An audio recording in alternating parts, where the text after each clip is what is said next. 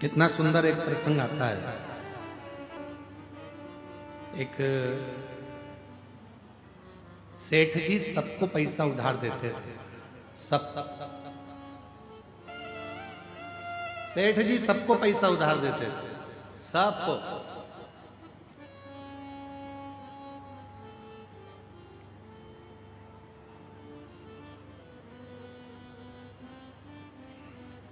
उनके बोर्ड पर लिखा था, हमारे यहां पैसा उधार मिलता है, जीते जी दे देना, नहीं तो मरने के बाद दे देना।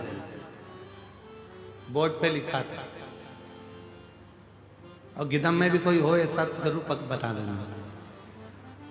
एक सेठ जी के दरवाजे पर लिखा था, हमारे यहां पैसा उधार मिलता है, जीते जी दे दो, नहीं तो मरने के बाद दे देना।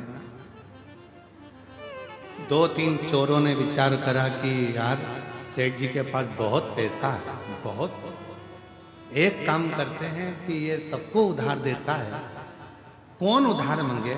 एक काम करते हैं, आज इसकी तिजोरी का पूरा माल निपटा जाता है, सब चुरा लेते हैं। जब इतना पैसा है और सबको उधार देता है तो सब चुरा लेते हैं, सारा के साथ।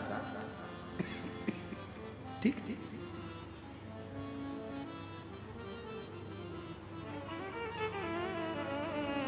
चोरों ने विचार करा, आज रात्रि को सेठ जी के तिजोरी में से माल चुराना। ये बहुत उधार देता है, चल दिए। सारे चोर इकट्ठे होकर भैंस के तबेले में पहुंच गए, जहां पर भैंस बनती थी, जहां महीस बनती थी।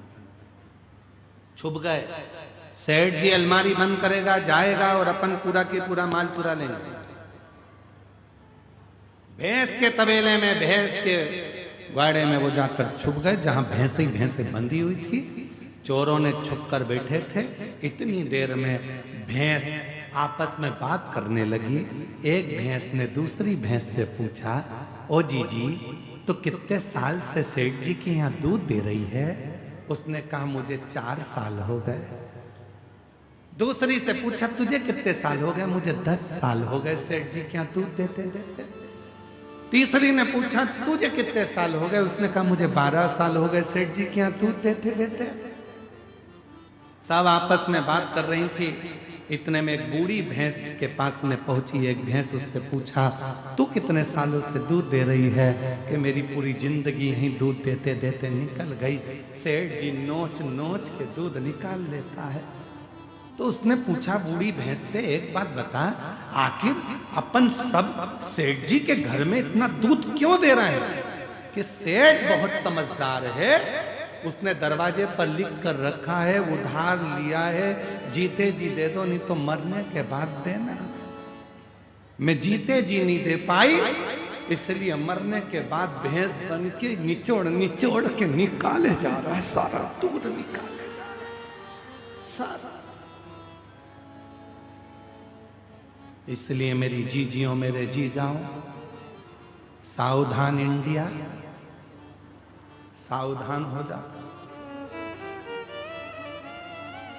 किसी का लिया है तो दे दो, नहीं तो मरने के बाद वो नोच नोच के निकालेगा। फिर अगला जन्म ना जाने कौन सा होगा और हमको चुकाना पड़ेगा।